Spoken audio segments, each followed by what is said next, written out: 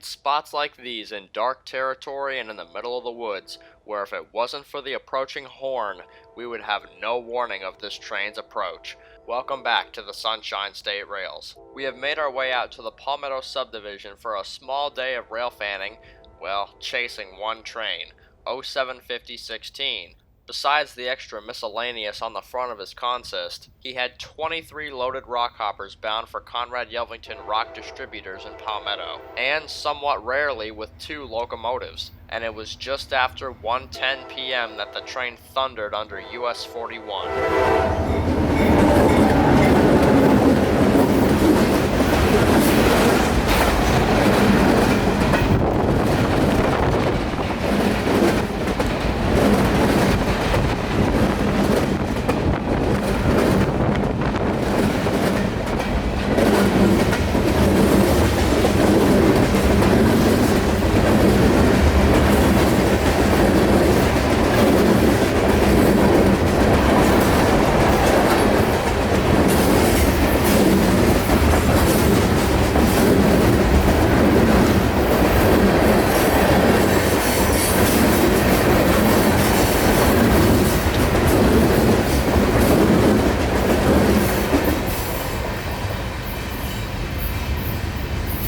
The train was hauling past us here, but he would have to slow to a stop in about a quarter mile because the bridge tender had not yet arrived to close the Little Manatee Swing Bridge. So we took the opportunity given to us to leapfrog ahead of him to Morgan Farms Road.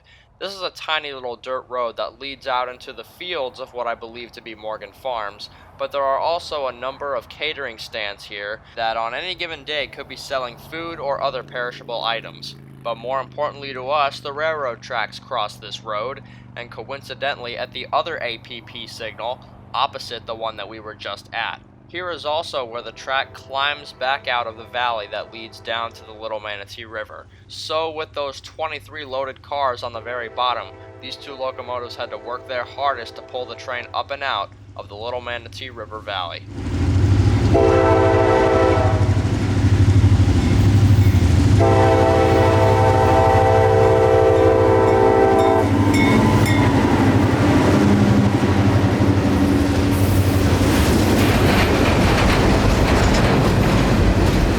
Hills and valleys like these are most often the reason that the power amount will vary time to time with 0750.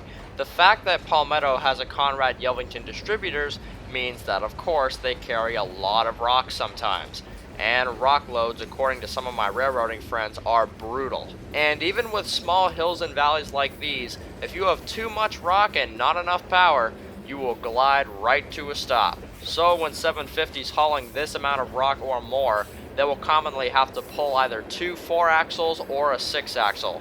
Commonly, the crews won't leave Yeoman until they can get that much power. Because though I haven't witnessed it myself, I'm sure a few crews have learned the hard way a few times on this subdivision.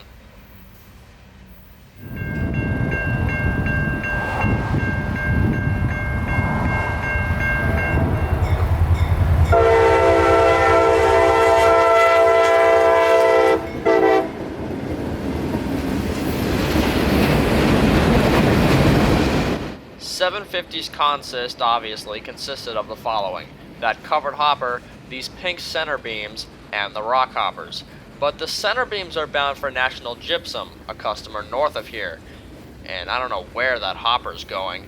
But if you watched a video of mine on the Palmetto Subdivision that I uploaded about a week or 2 ago, you'll have noted that the center beams can only be switched by 750 when he's going north. So, to ease the hours and work on the crew, before continuing past Port Manatee Yard, they drop off the hopper and the center beams to pick up on their way back north before taking the rock hoppers by themselves down to Palmetto. It was easiest for them to do this since the crew wouldn't be picking up any empty hoppers from Palmetto, so they wouldn't have to go across the Big Manatee anyway. After spending about 20 minutes switching the cars out and dropping them off, the engines were back on the rock hoppers and were ready to continue south. But as they departed Port Manatee, I noticed something that I haven't seen before.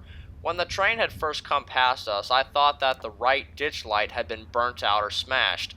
But as the train began to rev up coming toward us, the light turned on, and after a closer observation in Palmetto later, it turns out that that right ditch light seems to be a replacement ditch light. So I'm not sure if it wasn't working and then came back on, or if they could manually control it and just didn't turn it on until then. If anybody has any further info on that, I'd like to know, but otherwise, I have no idea why that happened.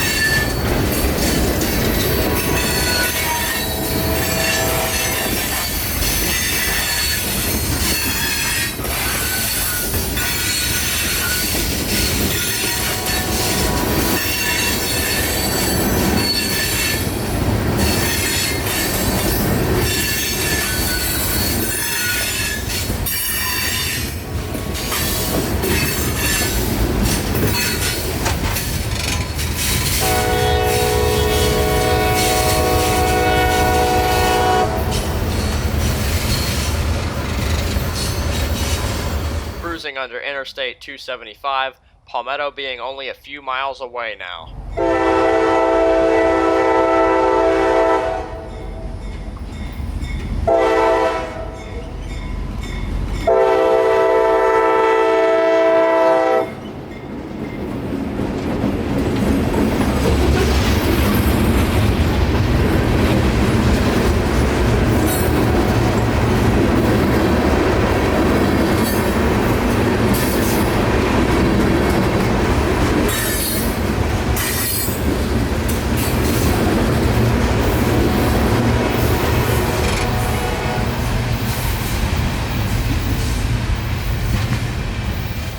And the final curve across 17th Street, Palmetto just being right down the line.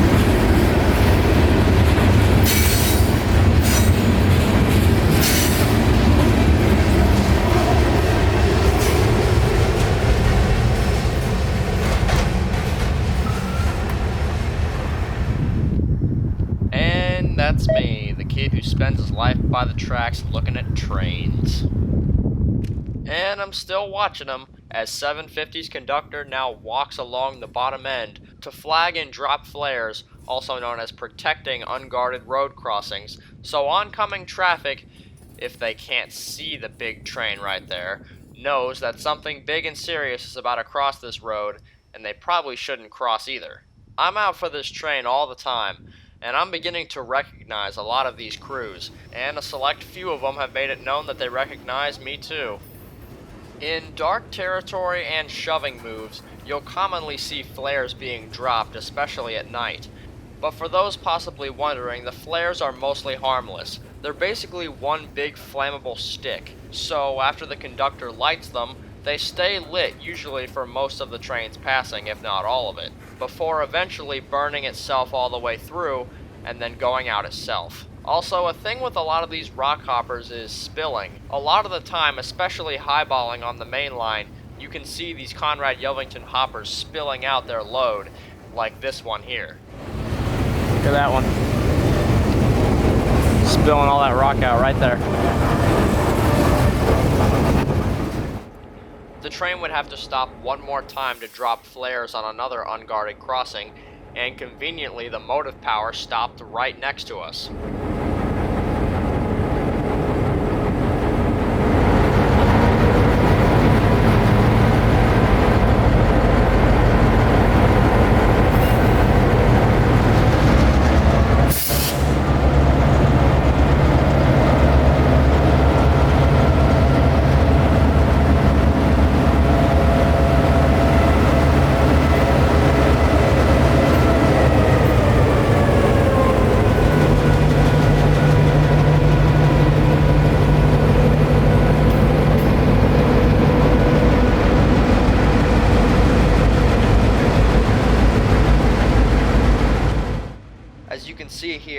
the very beginning of what is now the Parish Spur, runs straight through the parking/trucking lot of Taylor Fulton Packing House.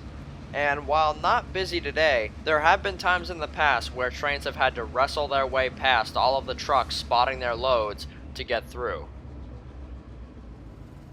About half an hour later, the locomotives come out on their own, and curiously with that replacement ditch light off again, the locomotives will pull back onto the main line and then head back north, picking up those extra cars at Port Manatee before continuing back north toward Tampa and switching the final customers before making it back home.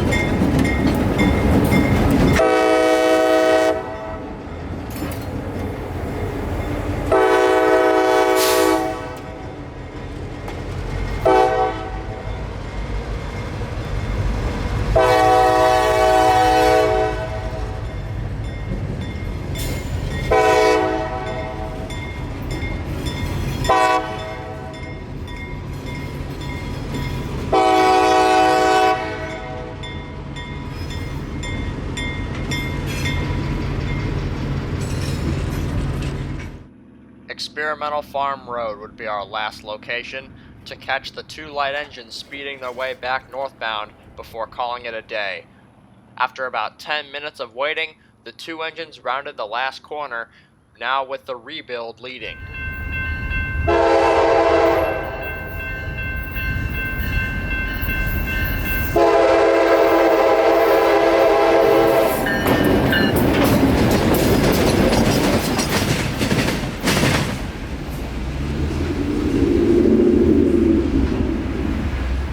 And that was it. The two general-purpose locomotives speeding their way back northbound, and the crew of 0750 had the rest of their shift to complete, and we had a drive home to complete.